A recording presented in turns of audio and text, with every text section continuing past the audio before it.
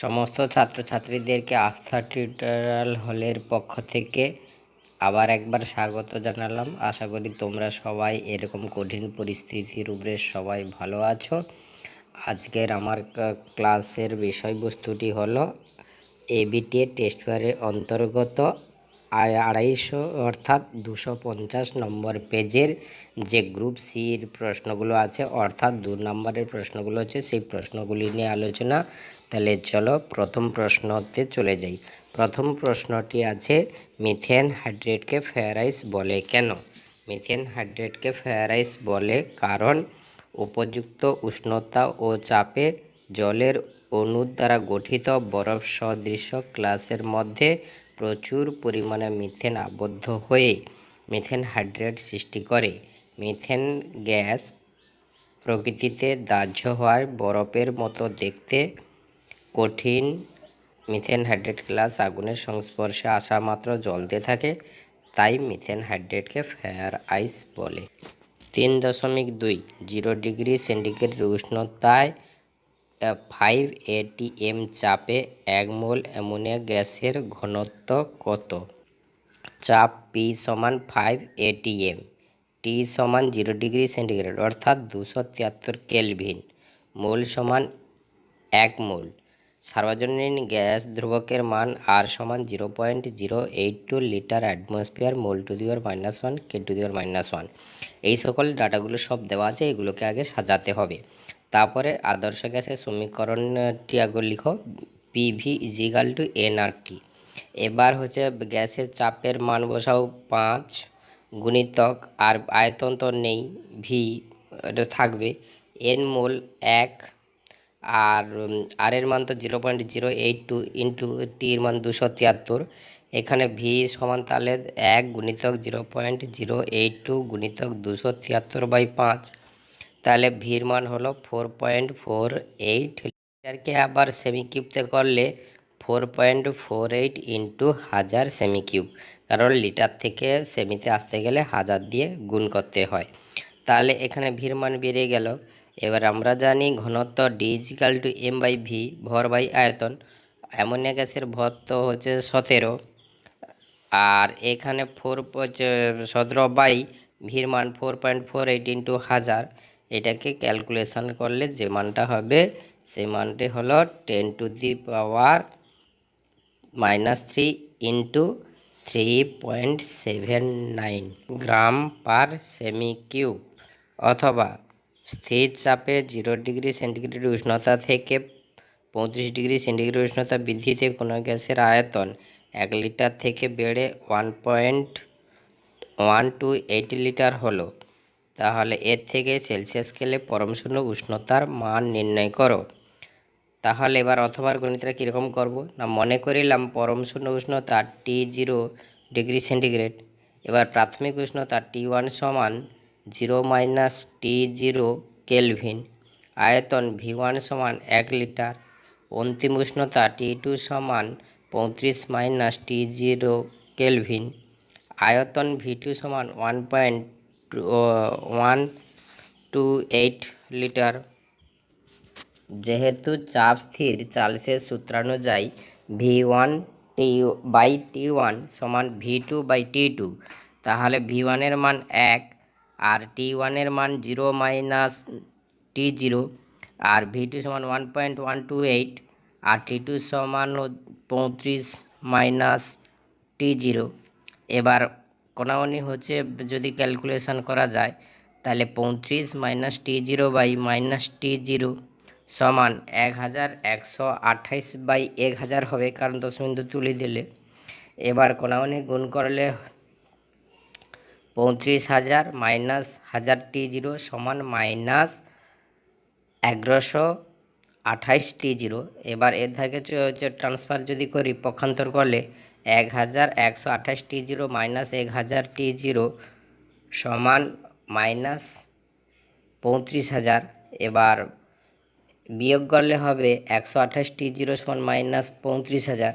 এবার এটাকে ক্যালকুলেশন করে কাটাকাটি করলে T0 সমান -273.44 ডিগ্রি, প্রায় তাহলে এখানে পরমশূন্য উষ্ণতার মানটি হলো -273.44 ডিগ্রি সেলসিয়াস। 3.3 দিনের বেলায় আকাশকে নীল দেখায় কেন? তাহলে এর উত্তরটি কি হবে? যে সূর্যালোকের বিক্ষেপণের জন্য আকাশের রং নীল হয়। বায়ুমণ্ডলের অণুগুলি বা ভাসমান ধূলিকণাগুলি সূর্যালোককে বিক্ষিপ্ত করে। রেলে বিক্ষেপণের সূত্রানুযায়ী বিক্ষেপণের আলোর তীব্রতা তরঙ্গদৈর্ঘ্যের চতুর্থ ঘাতের সঙ্গে ব্যস্তানুপাতে পরিবর্তিত হয়। তাই সূর্যালোকের বেগুনি ও নীল বর্ণের রশ্মিগুলির তরঙ্গদৈর্ঘ্য কম হওয়ায় লাল বর্ণের তুলনায় বেশি বিক্ষিপ্ত হয়। দেখা যায় লালের তুলনায় নীল আলোর বিক্ষেপণ প্রায় 7 গুণ বেশি।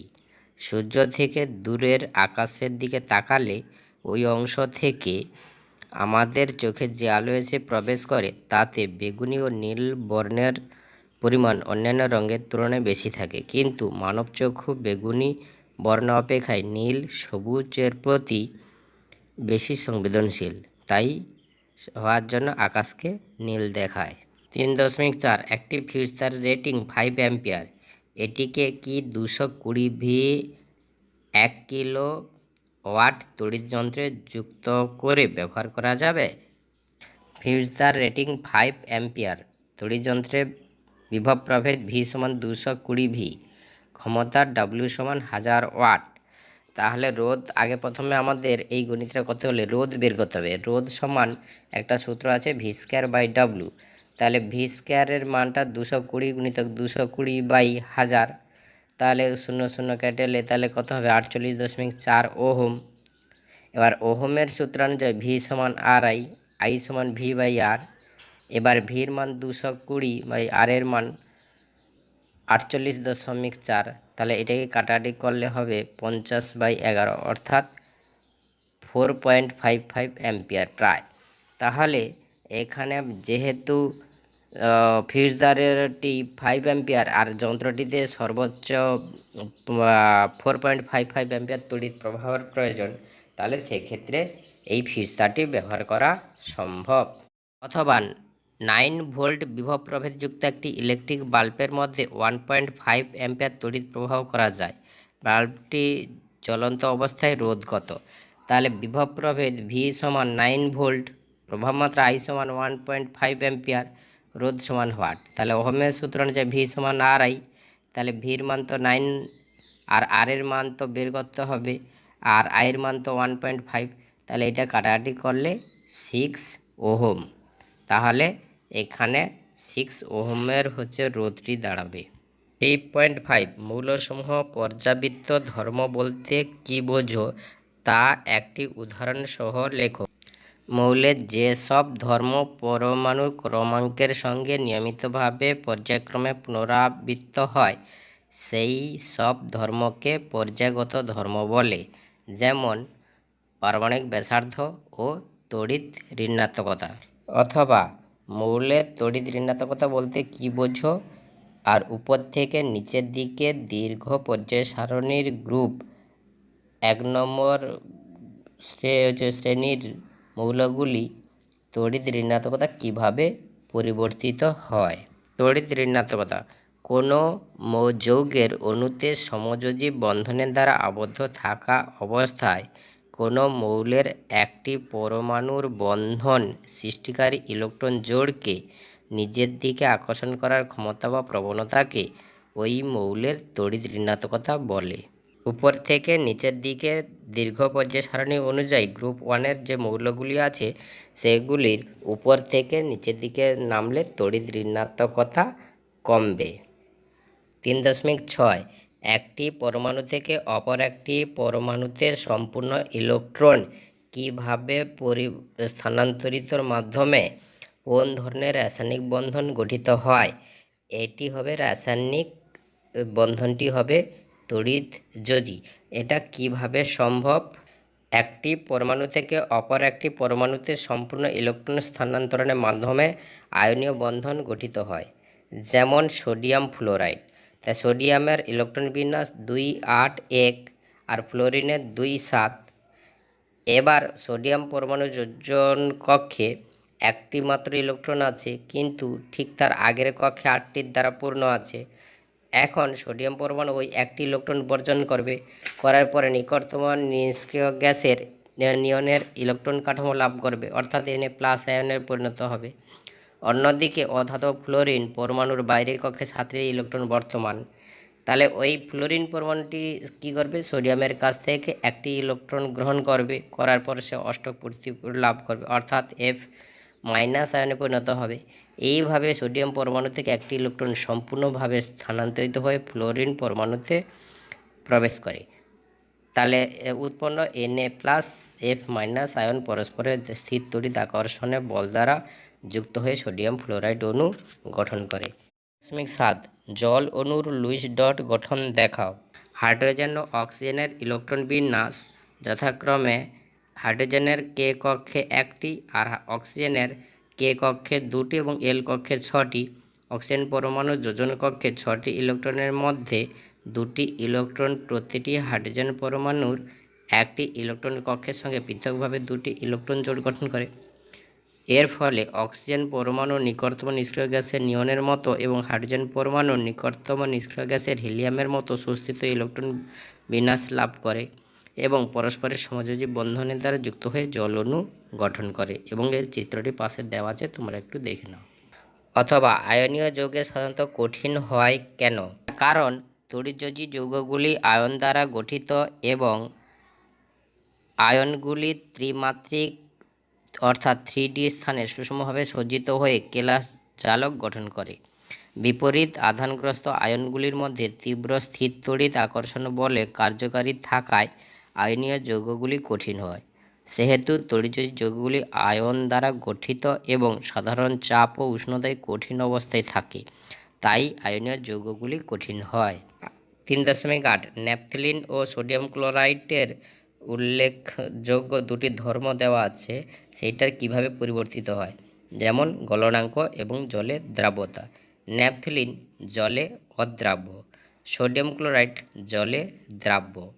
আবার গলনাঙ্ক, ন্যাপথলিনের গলনাঙ্ক কম, সোডিয়াম ক্লোরাইডের গলনাঙ্ক বেশি। 3.9 স্বল্প পরিমাণ H2SO4 দিয়ে অম্লায়িত জলে প্লাটিনাম ইলেকট্রোড ব্যবহার করে তড়িৎ বিশ্লেষণ করলে ক্যাথোড ও অ্যানোডে যে যে পদার্থ উৎপন্ন হয় তাদের নাম ও সংকেত লেখো। লঘু H2SO4 দ্রবণে সম্পূর্ণ আয়নিত হয়ে H+ ও SO4 2- আয়ন উৎপন্ন করে। আবার জল স্বল্প বিয়োজিত হয়ে H+ ও H- আয়ন উৎপন্ন করে। তাহলে এখানে H2SO4 উভয়মুখী চিহ্ন 2H+ SO4 2-, আর জলকে ভাঙলে হবে H2O উভয়মুখী চিহ্ন H++ OH-। প্লাটিনাম তড়িৎদ্বারের সাহায্যে তড়িৎ চালনা করলে H+ আয়ন ক্যাথোডের দিকে এবং SO4 2- ও OH- আয়নের অ্যানোডের দিকে ধাবিত হয়। H+ আয়ন ক্যাথোড থেকে একটি ইলেকট্রন গ্রহণ করে প্রথমে প্রসমান H পরমাণু এবং পরে ওই দুটি H পরমাণু এবং সংযুক্তিতে H2 অণু উৎপন্ন হয়ে ক্যাথোডে গ্যাস রূপে মুক্ত হয়। অন্যদিকে SO4 2- আয়ন অপেক্ষা OH- আয়ন কম তড়িৎ ঋণাত্মকতা বলে OH- আয়ন সহজে অ্যানোডে ইলেকট্রন বর্জন করে প্রশমন OH মূলকে পরিণত করে। পরে 4টি OH মূলক যুক্ত হয়ে জল ও অক্সিজেন সৃষ্টি করে। অ্যানোডে গ্যাসীয় অক্সিজেন রূপে নির্গত হয়। এবার ক্যাথোড বিক্রিয়া H+E সমান কি হাইড্রোজেন পরমাণু আর হাইড্রোজেন পরমাণুর সাথে যুক্ত হয়ে হাইড্রোজেন গ্যাস। ও এবার অ্যানোড বিক্রিয়া OH- E তীর চিহ্ন হাইড্রোক্সিল আয়ন থেকে হাইড্রোক্সিল মূলক হলো। এবার 4 অণু হাইড্রোক্সিল মূলক থেকে 2 অণু জল এবং 2 অণু অক্সিজেন, 1 অণু অক্সিজেন। স্বল্প পরিমাণ লঘু সালফিউরিক অ্যাসিড যোগ করে অম্লায়িত জলে তড়িৎ বিশ্লেষণ করলে ক্যাথোডে 2 আয়তন হাইড্রোজেন গ্যাস ও অ্যানোডে 1 অক্সিজেন গ্যাস উৎপন্ন হয়। অথবা ধাতব তারের মধ্য দিয়ে তড়িৎ পরিবহন ও তড়িৎ বিশ্লেষণের সময় তড়িৎ বিশ্লেষণের মধ্য দিয়ে তড়িৎ পরিবহনের দুটি পার্থক্য লিখো। ধাতব পরিবাহী আর তড়িৎ বিশ্লেষ্য পদার্থ। এবার পরিবহনের মাধ্যম, এর মধ্য দিয়ে উপস্থিত মুক্ত ইলেকট্রনগুলি তড়িৎ পরিবহন করে। তড়িৎ বিশ্লেষ্য পদার্থ, এর মধ্য দিয়ে উপস্থিতি ক্যাটায়ন ও অ্যানায়নগুলি তড়িৎ পরিবহন করে। 2.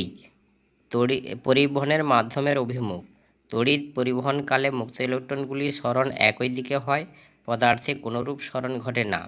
তড়িৎ বিশ্লেষ্য পদার্থে তড়িৎ পরিবহনকালে ক্যাটায়ন ও অ্যানায়নগুলির সরণ বিপরীত দিকে হয়, অর্থাৎ পদার্থের স্থানান্তর ঘটে। এই ছিল আমার আজকের ক্লাসটি। এইখানেই আমার ক্লাসটি শেষ হলো। তোমরা সবাই ভালো থাকবে, সুস্থ থাকবে এবং তার সঙ্গে আমার একটাই কথা বলার আছে, সেটি হলো সাবস্ক্রাইব, লাইক, কমেন্ট, শেয়ার অবশ্যই করবে এই চ্যানেলটিকে।